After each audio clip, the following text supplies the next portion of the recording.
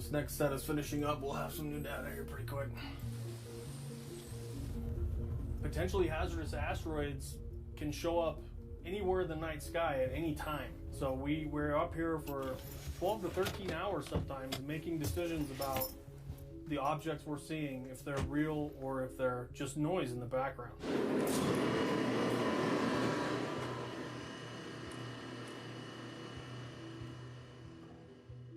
And so the odds of finding an asteroid are going to increase as we move toward the east.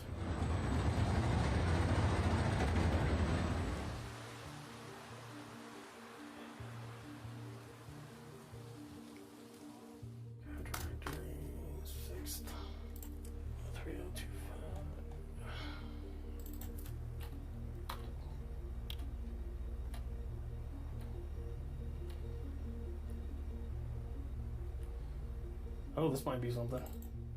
Oh, you guys, look at that. Based off these 4 images, this is a brand new near-Earth asteroid. We got one. No, like, I didn't think that was going to happen. Yeah. No, it's brand new. I just got the notice back from the Minor Planet Center that they published it. So there it is, bam, live. This is actually a big rock, too. Right now, it is absolutely a potentially hazardous object. If you guys were going to be here for a discovery, a PHA is definitely what you want. Yeah, this is a big rock, yeah. It is nominally about 230 meters in diameter, which is quite large. And its minimum orbit intersection distance with Earth, which means how close it comes to the Earth's path in the Earth's orbit, is between us and the moon. It's only about 150,000 kilometers away, which is a significant PHA. A PHA like this only comes up a couple times per year. So these are the ones we want. Yeah, that's a nice one.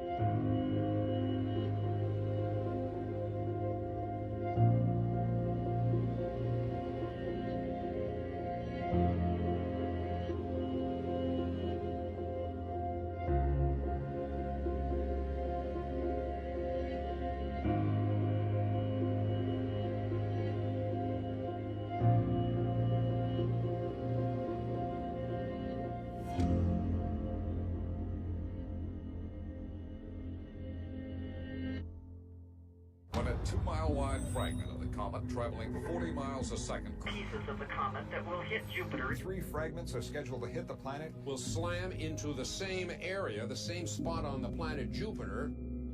About 1993, we learned that there was a comet heading for Jupiter. Comet Shoemaker-Levy 9 was a comet that was discovered by Eugene and Carolyn Shoemaker and David Levy. It was shown to be broken up into a bunch of pieces. They traced back the orbit. This thing had gone by Jupiter and gotten disrupted. And then they tracked the orbit forward and found out these are going to hit Jupiter.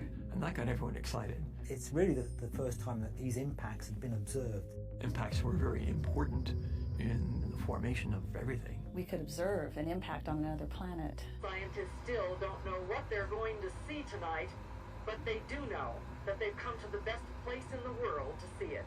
The whole world community, scientific community, was preparing to observe these events. Any telescopes that could observe the impacts did. Many ground-based telescopes did. The Hubble Space Telescope. All of the images from Hubble that went on the web suddenly got everyone's attention. Which was a real key to many of the scientific results. Also Galileo. Which was on the way to Jupiter at the time. The NASA Infrared Telescope Facility had a campaign dedicated to observing Shoemaker-Levy.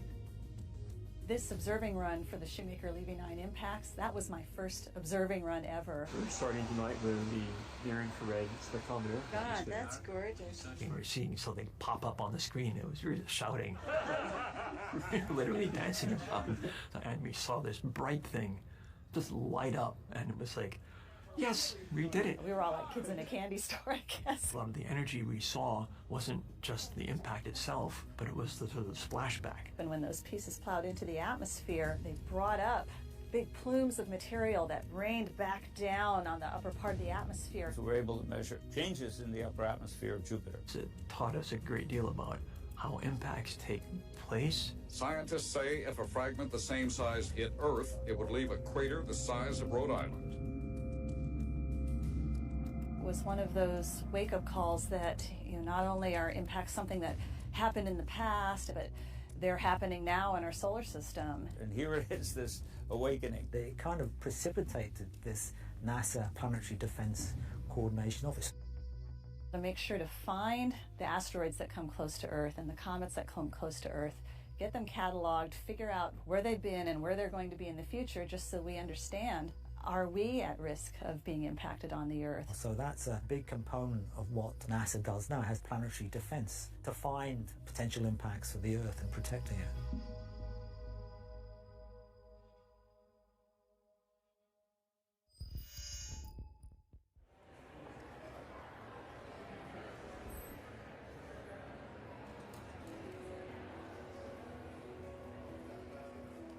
Let's go back to Senator Cruz's question. What would an asteroid that is a kilometer in diameter, what would it do if it hit the Earth? That is likely to end human civilization.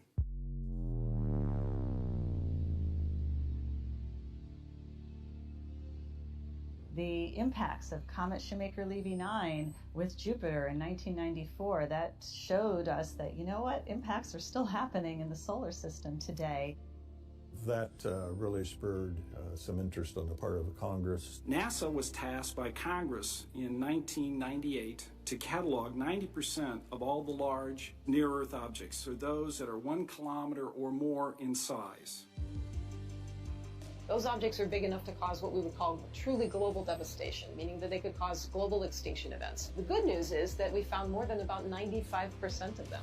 The catalog includes almost 900 asteroids 1 kilometer or larger in size. That said, none of these known large NEOs pose any threat of impact to the Earth within the next 100 years. And then eventually in 2005, that direction from Congress to NASA was set to find the population of asteroids that are 140 meters and larger in size that could do regional damage should it impact Earth. A city killer. Now the picture's not so rosy. We know of about 40% of those objects today. Today, we do not have a complete inventory of all the possible impactors. And that is something that NASA and the worldwide planetary defense community has been endeavoring to do. Well, here at NASA, what I lead is the Planetary Defense Coordination Office. We are helping to coordinate efforts not only in the United States and across U.S. agencies, but also around the world. Finding asteroids, tracking them, calculating their orbits, figuring out where they're going to be in the future, studying their physical properties, and then you get that information you might need in the event an impact threat is discovered. We've discovered more than 30,000 near-Earth objects so far, and we're discovering, hundreds, every year. But we haven't found them all, so that's really the big question. There's almost certainly a decent-sized asteroid out there that is going to pose an impact threat to the planet. We're just trying to find it right now.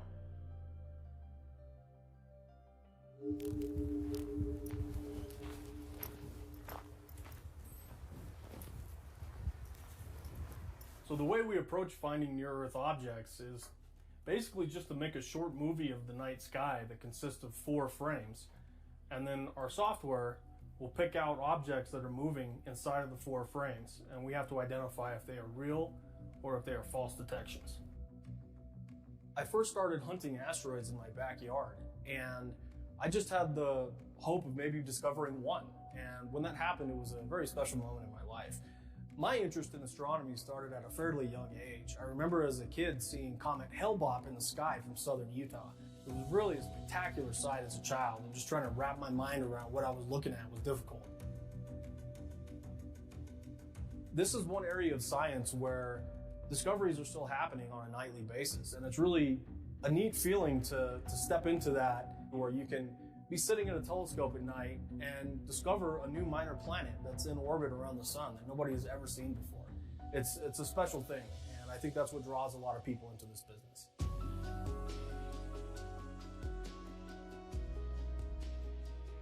The first order of planetary defense is finding the asteroids.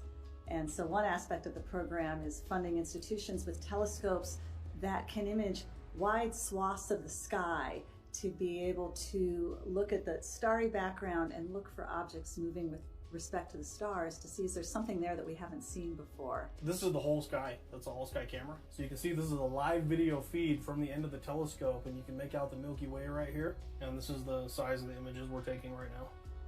And then we subtract the known objects and the stars from those images, and then we look for moving targets. The object is moving because it's closer to the Earth than the background stars. I can tell this first one is a star.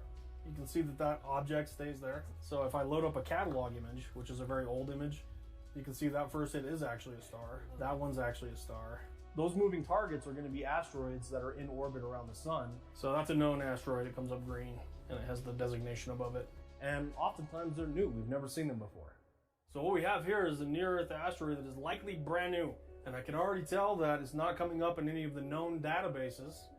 And then what you have to do is go and identify whether it's a known asteroid or a new asteroid. So that's the next step. When the asteroid is first discovered, we submit the information almost immediately to the Minor Planet Center at Harvard. And we are going to send this data off in real time here. The temporary designation we're going to assign to it, the date and the time, and the location on the sky that it was located, and then its approximate visual magnitude. I'm going to report it as a brand new near-Earth object candidate.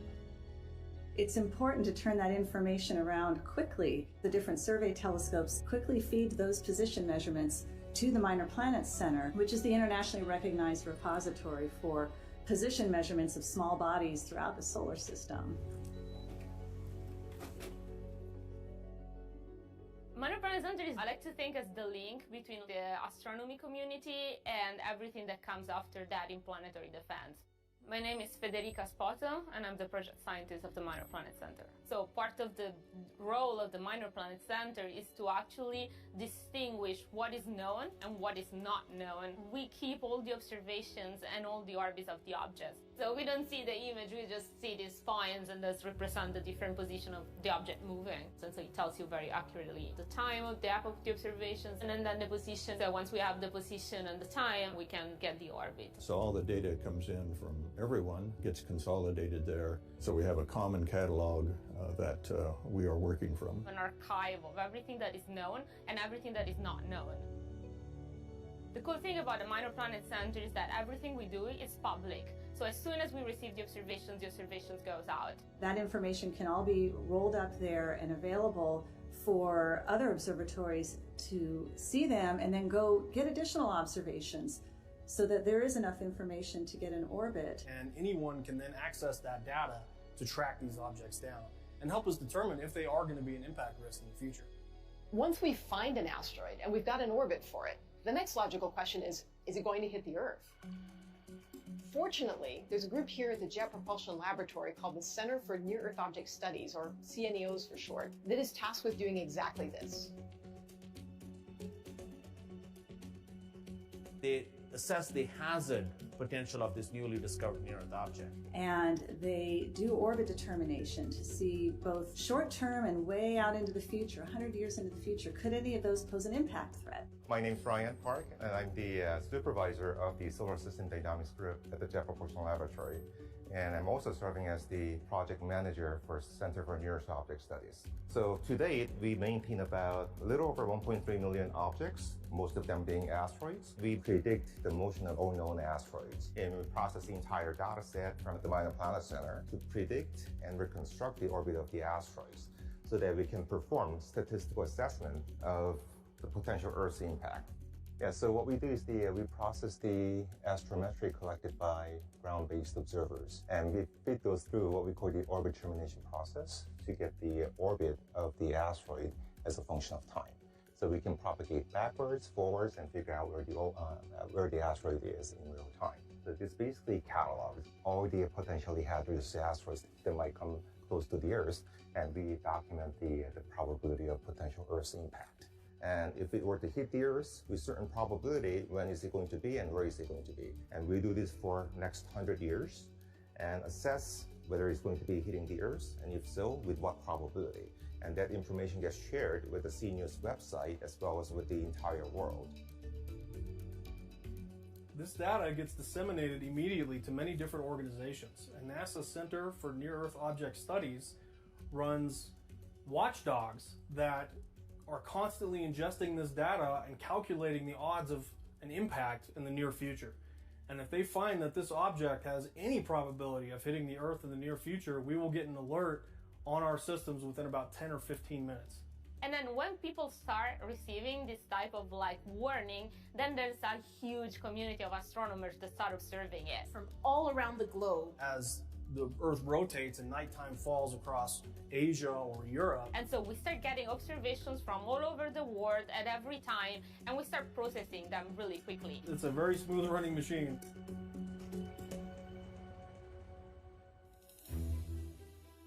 It transcends boundaries of countries.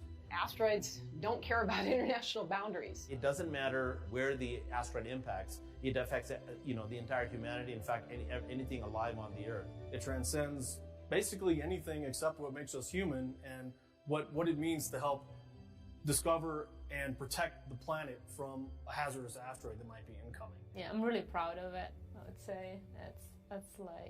I'm proud, and I'm proud that I'm working on something that is actually very useful for the community.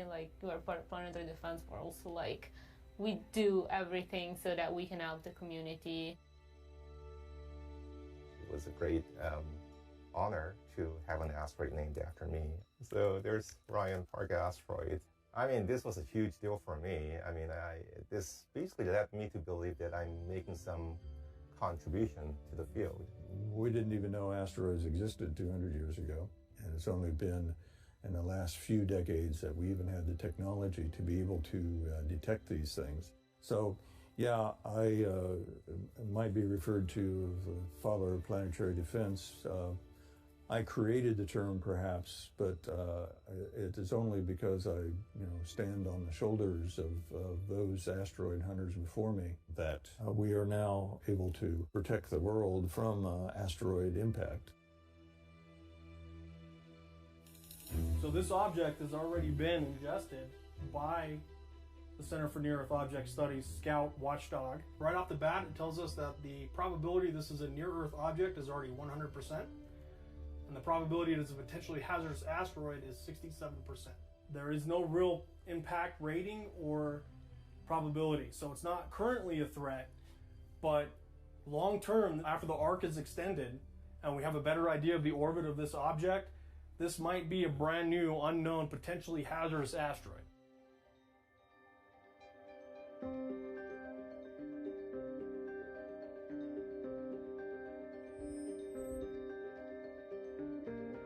So finding asteroids, that's probably the most important part of planetary defense, or the fundamental part of planetary defense.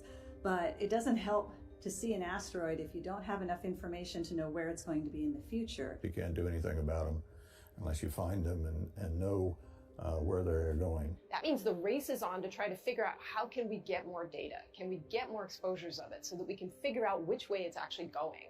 And then eventually get a really good orbit for it so that we can predict far into the future where it's going to go, especially with respect to the Earth. So then there are telescopes that go zero in on those initial observations by the surveys, and they get even more measurements of those positions. My name is Cassandra LeJolie. Spacewatch we're a follow-up survey, essentially. So the telescope behind me is a 0.9 meter telescope that we use to follow up near-Earth objects. When they're first discovered, they have very short orbital arcs. So they have very imprecise orbits. And so if we follow them up, we get a better orbit to determine if there's a higher chance of them hitting the Earth or not. So these are the type of images that we get back from the telescope. And so you can see that our asteroid is essentially a dot that's moving. And then the stars look like long lines because of how we track on the asteroid and not on the stars. When an asteroid is first discovered, the Minor Planet Center is able to calculate kind of a location on the sky where it should be. So we already have an idea of how the asteroid's going to be moving, so we take that assumed motion and move with it. So my typical day or night, I guess. We typically observe for 4 to 6 nights straight, and we come up to the mountain, and we have dorms up here, so we stay up here the whole time we're observing. And what happens is that we'll open the 2 telescopes. We then have on our computers kind of a list of all the objects we can see that needs follow-up right away. There's a few objects we can choose here. I like to go for virtual impactors because they're top of our list. They have a probability of hitting us. We'll pick the best targets for the night. Some of them come in as we're observing overnight if they're newly discovered and they need follow-up then. So let's say I want to go for this object. What I would do is I would accept it in my queue, and then I would accept the value and send it for recovery. What that would do is that would move the telescope. So we get 3 images of it to see it move and to see at what speeds it move. And then we measure its location on the sky. That is the measurement we report back to the Minor Planet Center.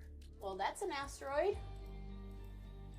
right here. It's really cool when you're looking like at an image from the sky and you see a moving dot. Like every time I find that moving asteroid, I'm excited by it because it means you found it. Like you found a thing in space that is moving. Like it's right there on my image. I can see it. So right there is our object and it's moving right there. So the first image is in the star, so we can't measure that. But then the second and third image are right there. So we can actually measure those. And that new measurement then helps better predict the orbit fit and thus better predict where it would be in the sky next time someone needs to observe it to follow it up.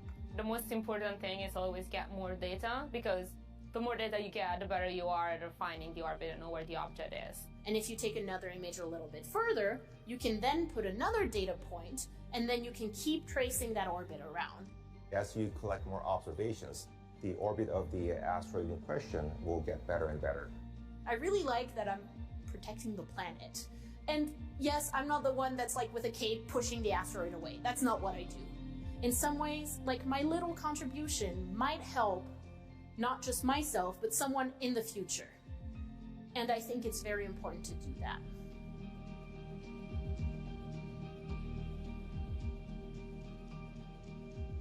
So last night, while surveying in an area of the sky where we don't typically find a lot of objects, I discovered an object that had to be fairly large to be visible for where it was in the sky. So here is the asteroid that Catalina Sky Survey discovered a few days ago, and we can also tell that it's a pretty big object. The asteroid has to be observed for many weeks and months into the future so we can extend that data arc. So the orbit of that potentially hazardous asteroid is known into the future. So the discovery arc of the asteroid consists of just 4 points of data over 20 minutes. And that is a really small snapshot of the entire orbit of the asteroid. And it was able to be followed up all around the globe so that we didn't lose that asteroid. And you can see that it's been followed up by several different telescopes right here. So the arc length means it's been observed for more than a day. So that is where it comes the closest to intersecting the Earth's orbit. And telescopes around the world will continue taking observations of this object to keep seeing if it has a potential of hitting the Earth or not.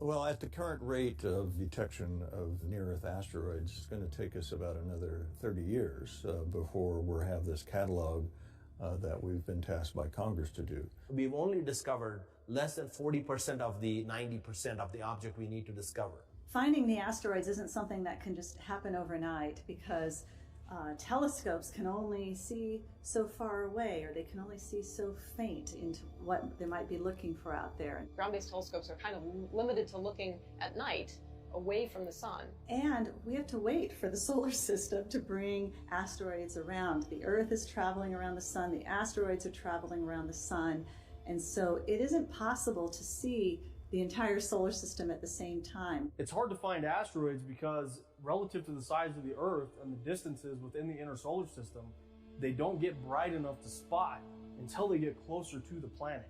One of the tricky things with searching for near-Earth objects is that some of them are extremely dark. They're darker than lumps of coal. And that means that when we look for them using the sunlight that reflects off their surfaces, they're actually hard to spot because they're dim and faint. There are asteroids out there that are very darkly colored and don't reflect a lot of light from the sun, and so they're difficult for the telescopes on the ground to discover that are looking at the light that we can see with our eyes. So how do you overcome this? We have to go into space. We have to use different wavelength than reflected light. All the telescopes on the Earth that are currently finding near-Earth asteroids are discovering in the visible wavelength. They are primarily looking at light reflected by the asteroid from the sun. The sunlight hits the asteroid, reflects, just like everything in the solar system. One way we can kind of get around this is, instead of looking at the sunlight reflecting off their surfaces, we can use the heat that they emit to search for them. If we have a heat-seeking telescope working at infrared wavelengths, even the dark objects just pop right out. They stick out very brightly because they've got a lot of heat that they re-radiate, and we can see that energy. Once you go into space, you're away from the heat of the Earth, you can start looking in the infrared wavelengths. Because in the infrared wavelengths, asteroids have more energy being given out because a lot of them are darker, so they absorb the radiation in the daytime, and in the nighttime they re-radiate, so they're very bright. You don't need that big a telescope in space to detect the asteroids that you would from the Earth using visible light.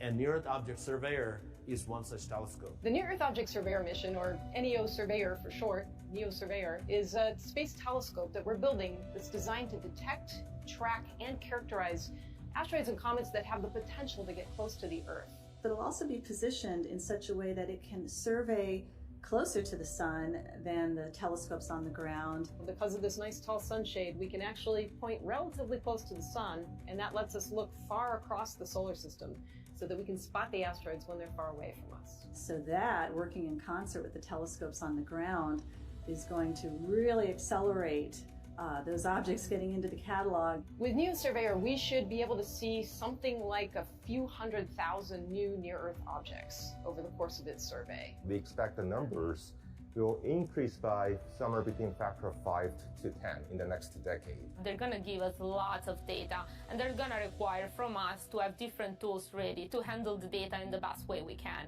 This increased rate of detection and the number of observations that will be coming into the Minor Planet Center does require the Minor Planet Center to be able to process things at a more rapid rate. And we're ready for it. And hopefully that's going to tell us a lot about the largest objects in the populations, the ones that are really truly large, that have the potential for a large amount of ground damage if they were to impact the Earth.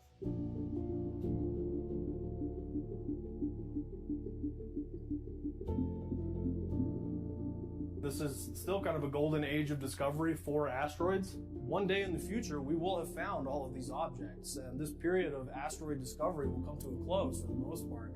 At least the rocks that could pose a significant threat to the Earth will eventually all be cataloged, characterized, and either dealt with or removed from the risk lists. Any piece that you can do to help, you should do it. And I think that's really important. You don't have to be a planetary scientist to go into planetary defense. It's just an amazing thing to take science and apply it in such a way that it affects people's everyday lives. Well, for me, it's very personally satisfying to be involved in an effort like this. Found my role in life, so to speak. So for me, it is very personal because I have a chance. I'm fortunate enough to contribute, using science to protect the humanity, to protect the planet for that matter, and everything that is on it, because we only have one Earth.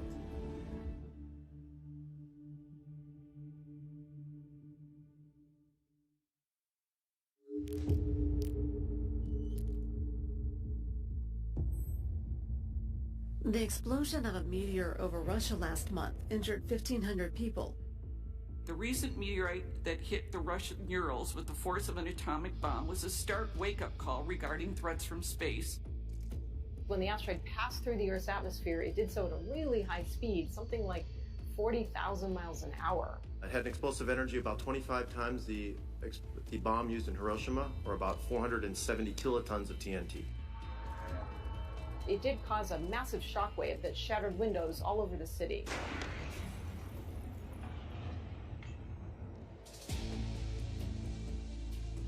This much smaller meteorite was not observed prior to its entry into the atmosphere.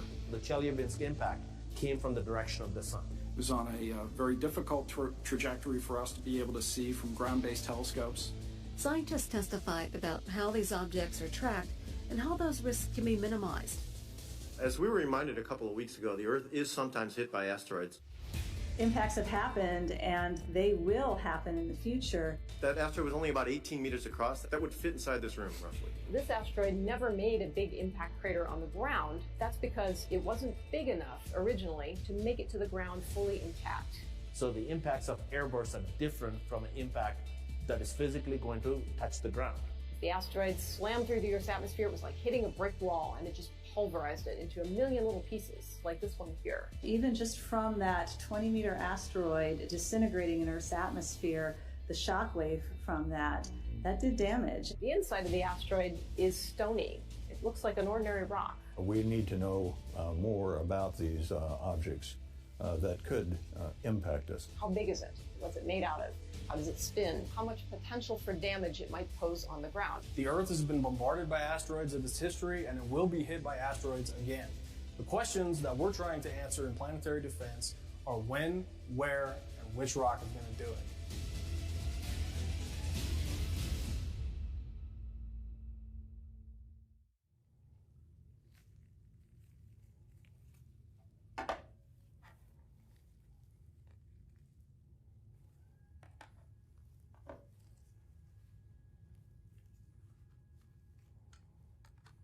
So what we have here is a diversity of meteorites where they range from stony meteorites like the ones you see here. A great example of that is Chelyabinsk, which fell in Russia in 2013. We want to understand the threat that is coming towards us. Part of understanding the threat is understanding the capabilities. Oftentimes, the physical makeup of an object tells us about its capability, its impact potential. What can it do on the Earth? So studying the composition tells us whether it's an iron, whether it's stones, or stony iron, or carbonaceous. A weak object which has low density is not going to make it into the atmosphere and intact onto the Earth, okay? So you would have an airburst, for example. Whereas if you have a really dense object like this iron meteorite, it'll punch right through the atmosphere, even if it's a small object. And then it will create a crater like the meteor crater we see in Arizona. So what do these meteorites tell us, right? Why do we need to characterize these objects? So by understanding the composition, we can figure out what is the mitigation mechanism we're going to use, because the tools we would use vary vastly depending upon what they're made of.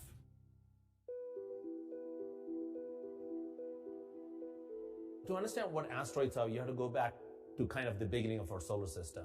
Asteroids are rocky bodies that are kind of leftover fragments from when our solar system first formed a long time ago, more than 4 billion years ago. Major planets formed. When the first solids condensed out of the solar nebula, these solids slowly coalesced, came together eventually to form what you call as planetesimals. These are objects that are, a few tens to a few hundred kilometers across. And you had, internal heat, that led to what you call as differentiation. They'll have a core, a mantle, and a crust. So these iron meteorites we see here represents the cores of those planetesimals. So we believe that there were more than 100 planetesimals that differentiated between the orbits of Mars and Jupiter. But most of these planetesimals were destroyed catastrophically due to impacts over the next few 100 million years. And what we see now in the asteroid belt are remnants of those catastrophic destructions. Most of the material that made up our solar system kind of got swept up into the sun and to the individual planets, but not all of it. It's kind of like shattering a plate on the floor. You have a few big pieces, but lots and lots of small pieces. So asteroids are kind of those leftovers of the formation of the solar system. A lot of them keep their distance very nicely in the asteroid belt between the orbits of Mars and Jupiter.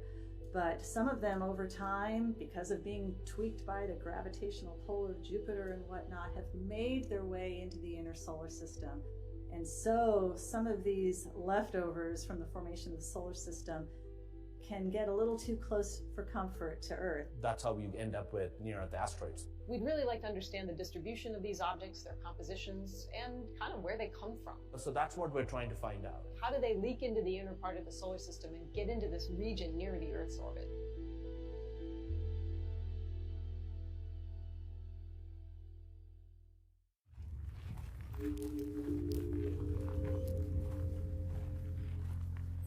you don't want to just know that the asteroid is there. You want to know how large is it? What is it made of? So there are telescopes that then go out and study particular characteristics of asteroids to the extent they can from the ground. So we want to find out what is the composition of the object, how fast it's spinning, whether it's one object or two objects, and of course we want to know, the mass of the object. And for that we need to have an accurate idea on its size. That's where radar comes into play. Yeah, that's cool to finally see it. This is the biggest one in this complex. It's 70 meters in diameter, all the other ones are 34. This is the most powerful planetary radar on Earth. So here we are at the Goldstone Solar System radar in the middle of the Mojave Desert, about a few hours drive from Pasadena, the Jet Propulsion Lab. This is where I connect remotely to observe near-Earth asteroids. I'm Shantanu Naidu. I'm an asteroid radar researcher here at NASA's Jet Propulsion Laboratory. Oh, that's amazing. Whenever an asteroid comes close to Earth, we use this radar to observe it, which can tell us about the shape of the asteroid. It can show details on the surface of the asteroid, such as ridges, concavities, craters. We can also measure the precise distance to the asteroid.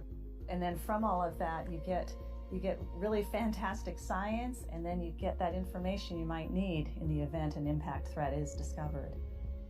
So radar is an active form of observing an asteroid in the sense that we generate our own electromagnetic waves. We use really high power transmitters to transmit electromagnetic waves in the direction of the asteroid. The asteroid reflects these waves. They get distorted during this process and they come back towards Earth. So you have signals from space coming in, reflecting off the primary dish, reflecting onto the secondary dish, and then they reflect onto the instruments. We can compare the distorted received waveform with what we sent, and using this comparison, we're able to generate highly detailed images or maps of the asteroid. So one example I can show you is 2024 MK, which was a recent target that we observed. We were able to obtain these very high resolution images where each pixel is under 2 meters in resolution. If I zoom in here, you can see all these intricate details on the surface of the asteroid. Like you can see these radar dark regions, you can see it's a very irregular shape. There's a lot of things that look like ridges, so we can track these features and we can measure the spin rate of this asteroid.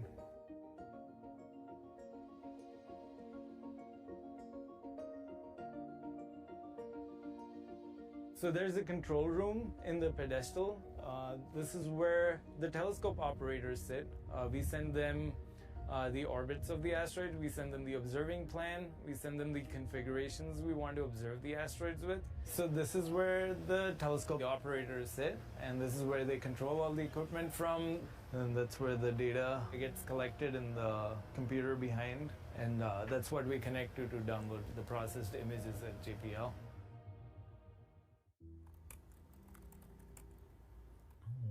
This seems like a nice setup, so I'll send it to the telescope operators. When we start observing an asteroid, we need a very accurate orbit so we can point accurately at the target. We get a spectra, update the orbit, we get a coarse resolution image, we update the orbit again. And so we transmit for a fixed amount of time, which is the round trip light time to the asteroid. And as soon as that time elapses, that is when we start receiving the echo, we switch from the transmitter to the receiver. It takes a few seconds to travel a few million miles back into space and reflect off the asteroid. So we transmit for an entire round trip time. And then as soon as the echoes start reaching back to the telescope, that's when we switch to the receiver. And then we record the whole transmitted wave, so for one round trip time, and that constitutes one image. And once we get a good orbit, we can start getting these higher resolution images.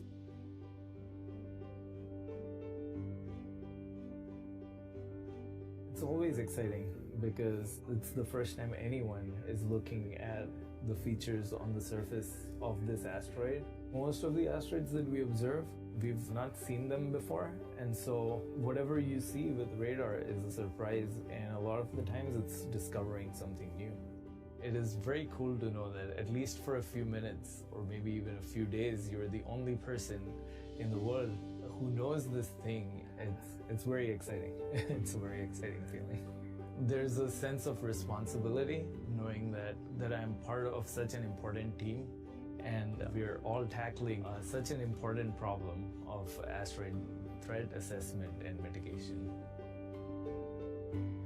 Let's say we discovered something and we only had a small window to observe it and quickly turn around information about its properties. What if we find an asteroid that's going to impact the Earth next week?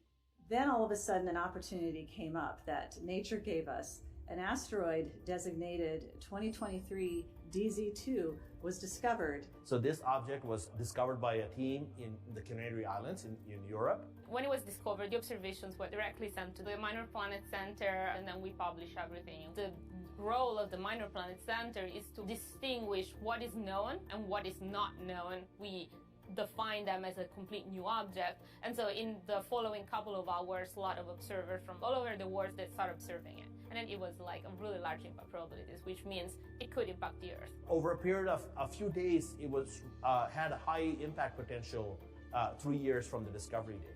And originally it had a decently high probability of hitting Earth at its first discovery, and then it was followed up and the probability went up.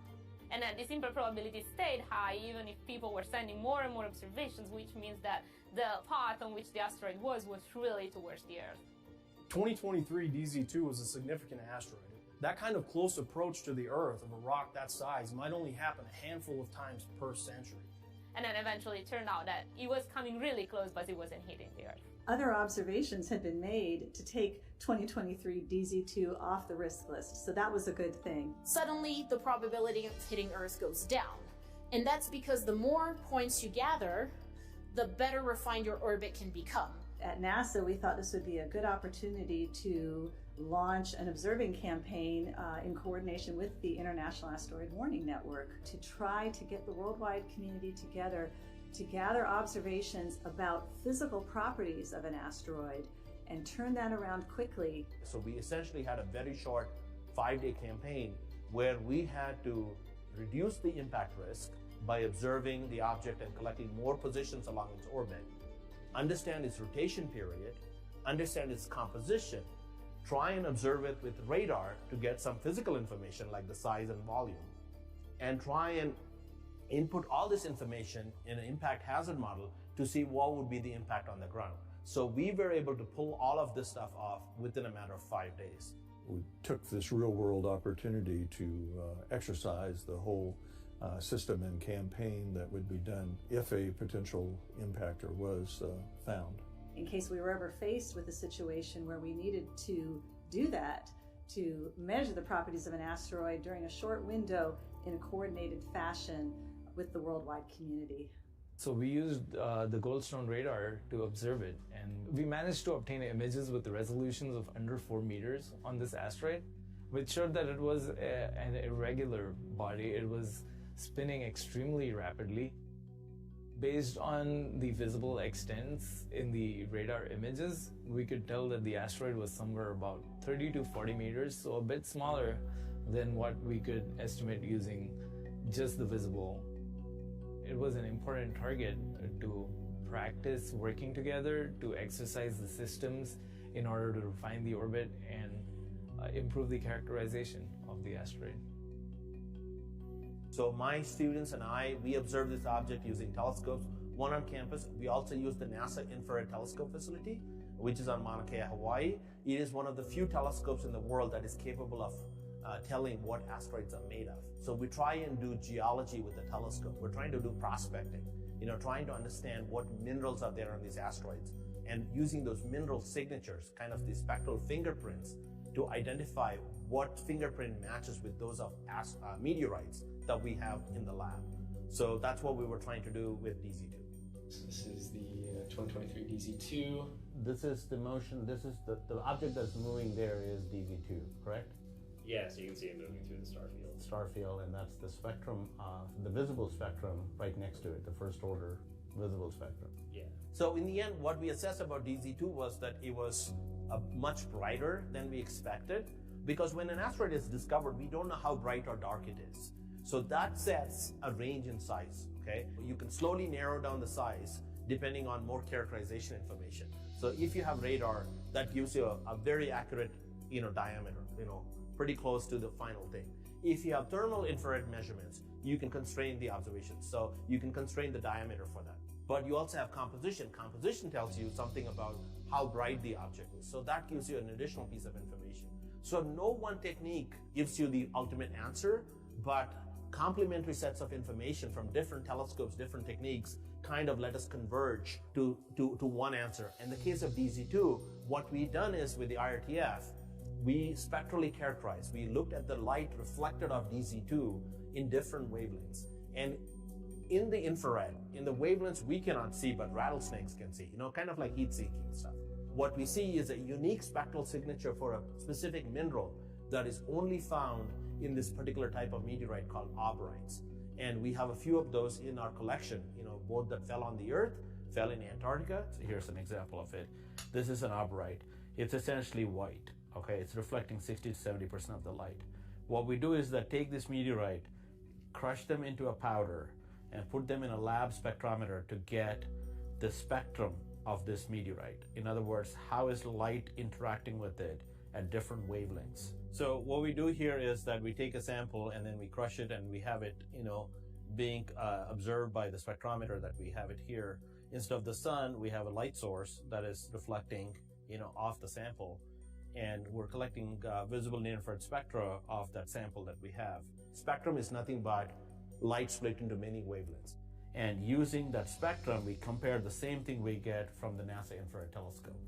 And we can try and match, the spectrum of the meteorite in the lab versus the telescopic spectrum, off the near-Earth object itself. And by taking this spectrum and comparing it to the one that's coming off the telescope, off the near-Earth asteroid, we should be able to compare and tell what the near-Earth asteroid is made of. Because it was so bright, you don't need the object to be that big. So it ended up being smaller than what we expected of the size range. And because if it's smaller, hopefully we pray that the atmosphere takes care of it and we won't have much impact on the ground. So that's what ended up happening, is that we managed to nail the composition of the object very well using the NASA Infrared Telescope facility. So 2023 DZ2 was a really interesting example of planetary defense working on an international scale. So it's really a resounding success in multiple organizations across the planet coming together. And the fact that we were able to discover it, characterize it, determine it was a risk, and then remove that risk all before it passed close to the planet was a pretty amazing feat. Let's say we do find something that poses an impact threat to Earth. What next? The day is coming when Earth will get impacted. The dinosaurs went extinct because they didn't have a space program. We do have one. We can. So why stop there?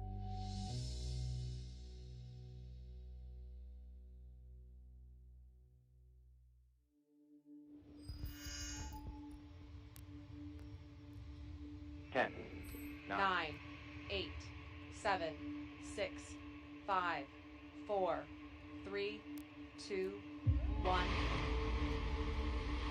And liftoff of the Falcon 9 and DART on NASA's first planetary defense test to intentionally crash into an asteroid.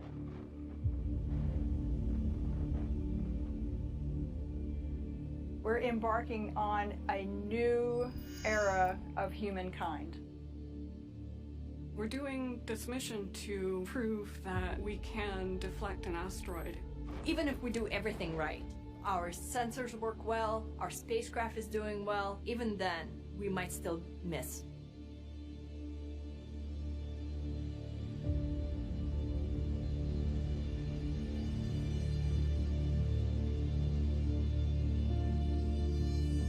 Four.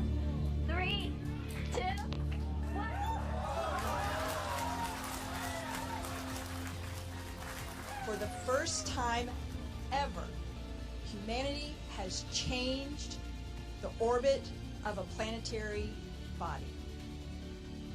NASA confirms that DART successfully changed the targeted asteroid's trajectory. Now, this is a watershed moment for planetary defense and a watershed moment for humanity.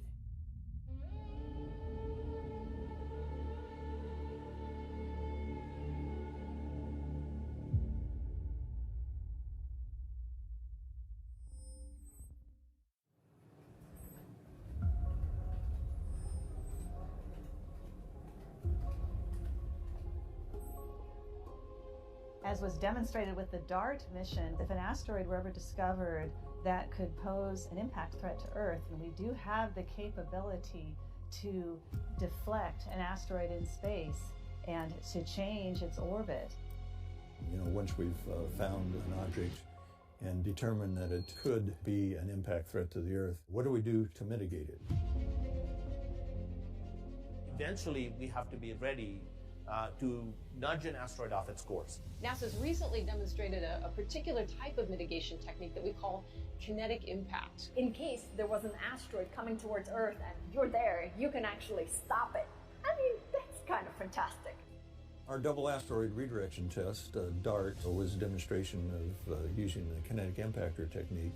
The idea is pretty simple. You basically just take a spacecraft and you run it into an asteroid and bump it out of the way. What? You think science fiction, but this is real. Never in my life would I have thought I would take a couple $100 million spacecraft and crash it into an asteroid. Its main goal was to go to an asteroid with its moon, to hit the moon, and see how much it changed the orbit of the moon. The moonlet Dimorphos, which orbits the asteroid Didymos, in order to change Dimorphos' orbit and show that we can deflect incoming asteroids if we need to. DART will only be changing the period of the orbit of Dimorphos by a tiny amount, and really that's all that's needed in the event that an asteroid is discovered well ahead of time before it might impact Earth. In space, just a little bit is just enough to make an asteroid actually miss us.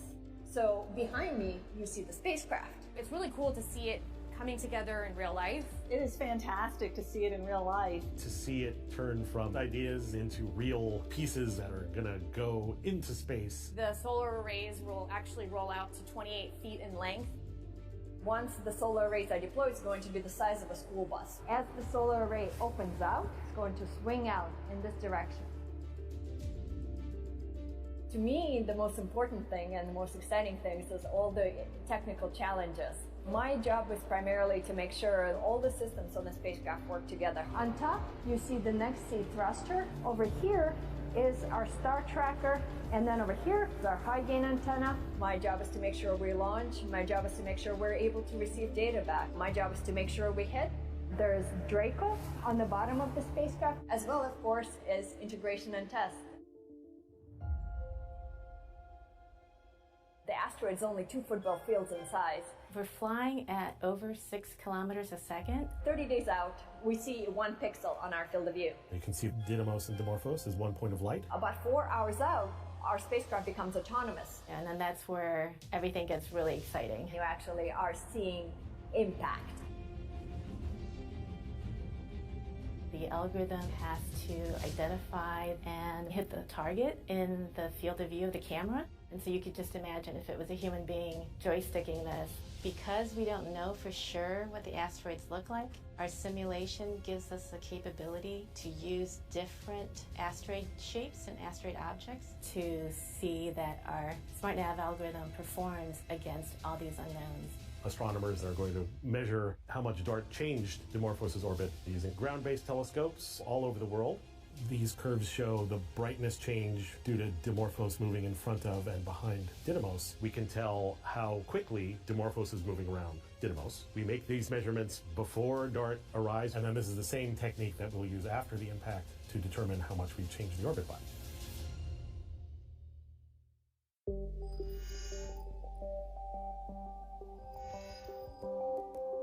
This is Lowell Observatory. Lowell is one of many observatories around the world that will be observing the DART impact, NASA's first ever planetary defense test mission, to see how much a spacecraft impact can deflect an asteroid in its orbit. This is where Pluto was discovered, and we are still doing research in all areas of astronomy today. So let's go check it out.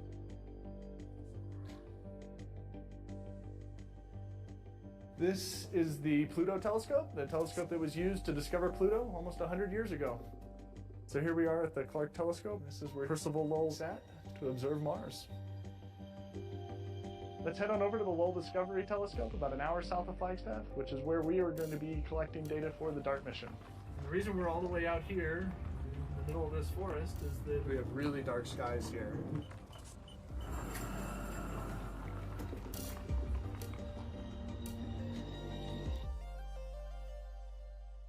And this is the Lowell Discovery Telescope. This is what a 4.3 meter telescope looks like. This is what we will be using to study Didymos and Dimorphos in the days and weeks after DART impact. The DART spacecraft will be hitting an asteroid called Dimorphos. It's special because it's a binary asteroid, which means a satellite around a larger asteroid called Didymos. And DART will actually be hitting Dimorphos.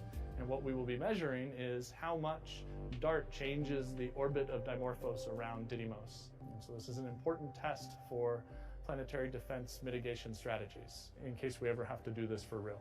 The Lowell Discovery Telescope is one of many telescopes around the world which will be used to study Didymos and Dimorphos. It's really a global coordinated effort. And what we're looking at here is a large 4.3 meter primary mirror that's in the middle of the telescope tube here. Up at the top is a secondary mirror. The secondary mirror up top there is what is focusing the light down onto the instruments and allows us to take images with the camera that's located down at the bottom. This is maybe one of my favorite hidden rooms at the telescope. We're like standing inside the telescope. Underneath the telescope is 100 tons above your head, held up by this and this, which is cool. It's sort of, as you can see, the highest peak around here, just over 8,000 feet. And come up here for sunset. You know, sun setting right there. It's just perfect. For DART, we're going to be collecting images of the night sky. And typically an observer would be here in front of one of these consoles controlling the instrument and taking images like these as they're coming in off the telescope. DART is really a sort of before and after experiment.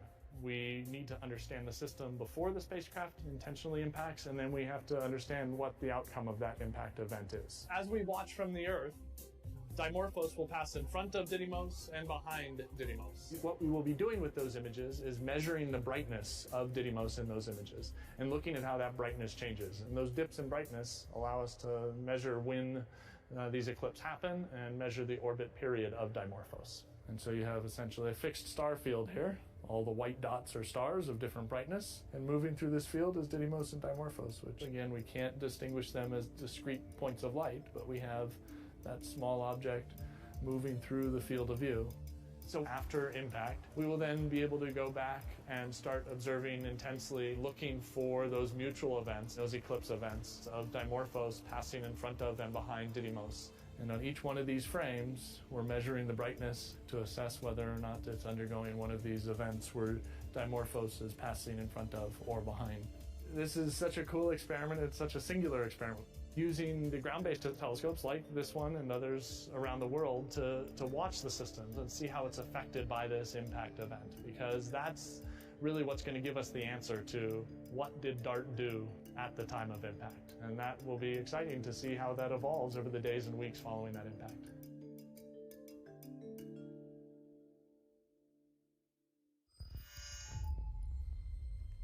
Good afternoon, everybody. 2 weeks ago, we conducted humanity's first planetary defense test. The team has measured that the orbital period of Dimorphos has changed. Astronomers have been using telescopes on Earth to measure how much that time has changed. These telescopes have been observing this system nightly. And that's what you see going across here on this graph on the top. Just this nightly telescopic data, night after night after night. And it resulted in moving an asteroid and actually changing its orbit by a few millimeters per second. Now that doesn't sound like a lot, but acting over a long period of time, it could be enough to help move something out of the way of the Earth, should we ever need to do so. It was expected to be a huge success if it only slowed the orbit by about 10 minutes. But it actually slowed it by 32 minutes. The whole world has been watching this. Wow, I mean, what an exciting day for the DART team. In case you're keeping score, humanity 1, asteroids 0. No DART! The dinosaurs are made completely extinct by an asteroid impact so many years ago. Here we are, we can actually do something about it. I think this is just wonderful. There are times, in a year or in a decade when you're in awe of humanity, you know what I mean? Despite everything that happens in the world on a day-to-day basis in a new cycle, there are times when, human beings kind of come together to do great things. And I think for me personally, DART was one of those moments where you're just in absolute awe of humanity. Here we are taking a spacecraft and flying it, hundreds of millions of, kilometers away and hitting an object with that precision. And it all happens in a blink of an eye, you know what I mean? It was not a long mission, and I think I'm very, very proud of my colleagues who managed to pull that off. It demonstrates how far we've come as a species in the last few centuries even. From the first rockets launched into outer space, the first asteroids being discovered, to the ability to realize what threat asteroids pose to the planet, and now the capability demonstrated to send a spacecraft to an asteroid that's in orbit around the sun and show that we have the capability, if we have enough lead time, to alter its orbit. That to me was just a fascinating moment in human history. Oh yeah, I did watch it. I was like, it was super cool. I did watch the DART mission. Yes, I have watched the DART impact. It was pretty amazing. The last video that they were showing live, and then you saw everything up until to the last moment. I thought that was such a big achievement. It's something like people work on it for so long, and it proved that we can do it. The DART Impact Day was one of the most exciting days in my career. We watched the impact here at JPL. The impact was bigger than I had expected, but I was also excited because we had an observing run for observing Didymos just about 11 hours after impact, and it would be the first opportunity to see how much of an effect the impact had. Didymos was all I was thinking about the whole day. I couldn't sleep. The observing run started at about 3 a.m. that night, and we had our first echo of Didymos after impact.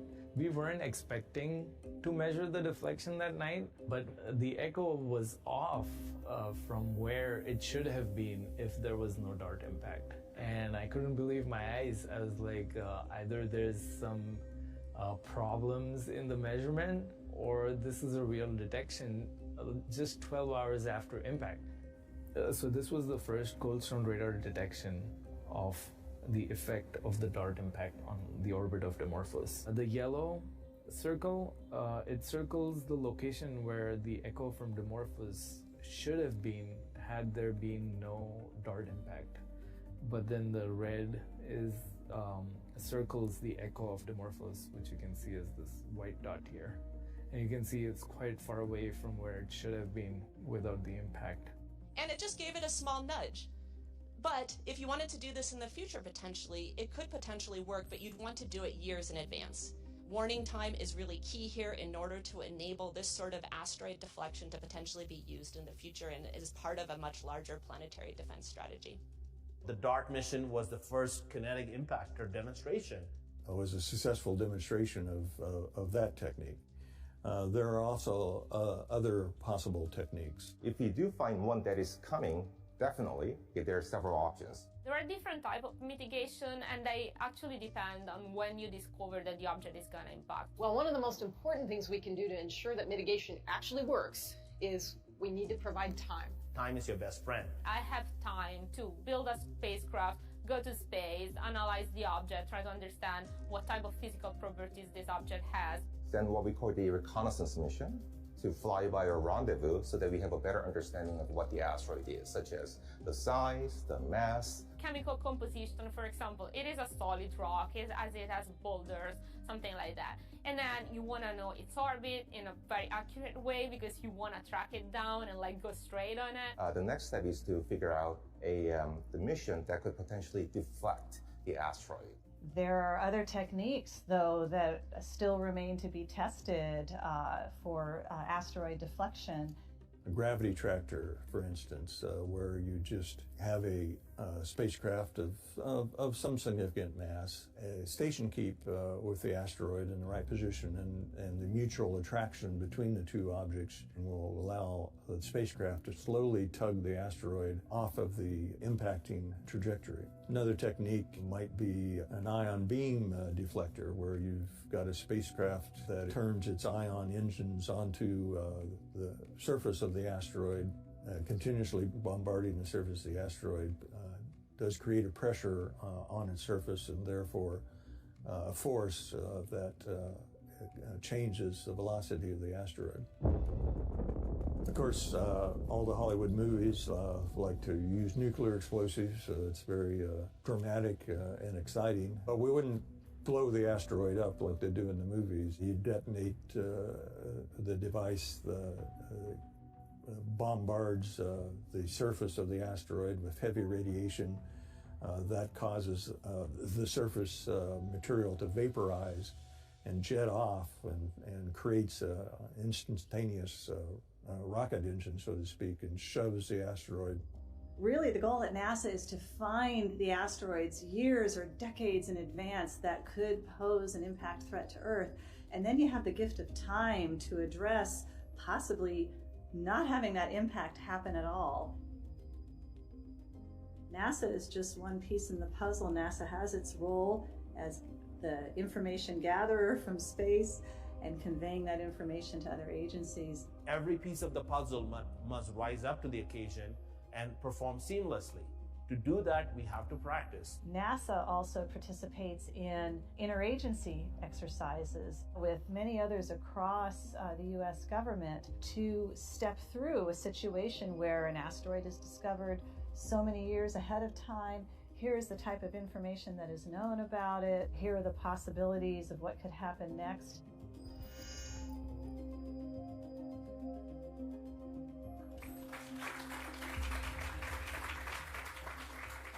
Good morning, everybody. Thank you for coming. It's been a pleasure. This is our 5th exercise. Welcome to the 5th Interagency Planetary Defense Tabletop exercise.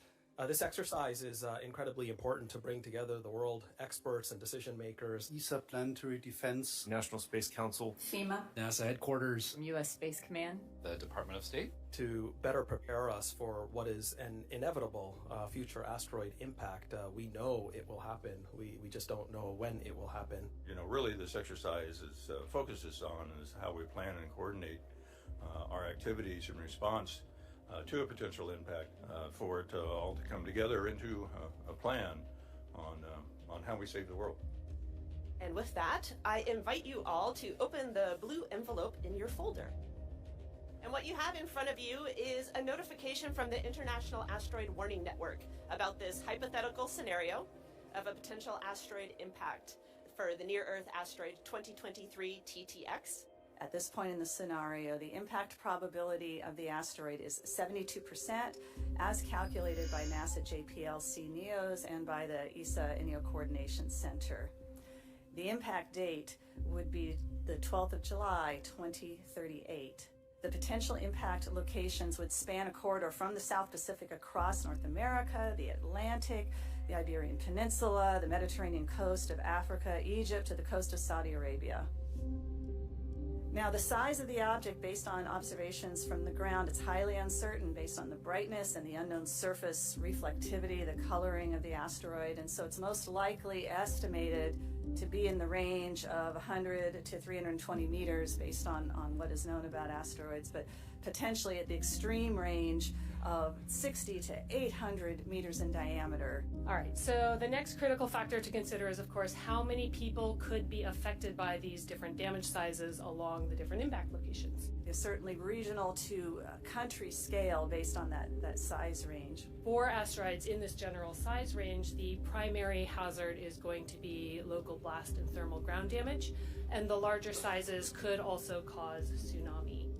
So overall, the average population risk is around 270,000 people among all the potential Earth impacting cases. And then, of course, there's still that 28% chance that the asteroid could swing by Earth and miss us entirely. We have filled out the uncertainty in 2038 with a bunch of white dots. And we really don't know which of those white dots is the real asteroid. And so we simulate virtual asteroids and we just run them all towards the Earth. The current situation is that we don't know where it will hit. We just know that it will hit along this line. For this exercise over the next 2 days, we're going to stay frozen in time, right here, right now, 14 years ahead of the asteroid impact, and figure out what do we do with the information that we have now. Disaster preparedness planning, international space response, information sharing, and public messaging. So the challenge now is to figure out how do we respond and prepare for an uncertain event like this where we're not sure what could happen, but the potential consequences could be quite catastrophic. This gets at sort of what we were hinting at there, starting to talk about not just what the threat is, but what we could potentially do about it. The good news is this asteroid impact may be preventable. We have at least 3 technologies that we can consider for this, and they have different physical effects. So the first is kinetic impact, which is like the DART mission, where a spacecraft impacts the asteroid to change its speed very slightly. The second is an ion beam, where you use a controlled electric thruster to slowly push or pull on the asteroid and change its speed. And then finally is a nuclear explosive device, where you literally boil off part of the asteroid in order to change its speed. And we also need to know the physical properties of the asteroid, because all of these methods, whether or not they work and the specifics of how you would design them, are tailored to the specific asteroid properties.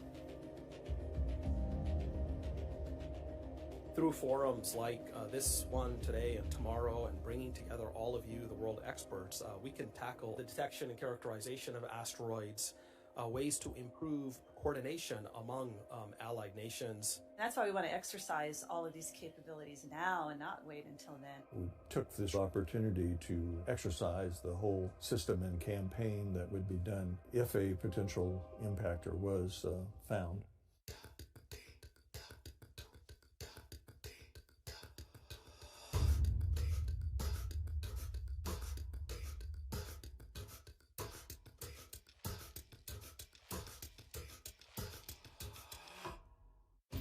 Planetary defense is a team sport. Asteroid impacts are a shared risk, and so we really need to work as a team. It's really important that we have a global effort to try to understand the problem. No one nation can independently save the world in case of an impending impact. It's a fantastic community. I'm part of a global team of Planetary Defenders.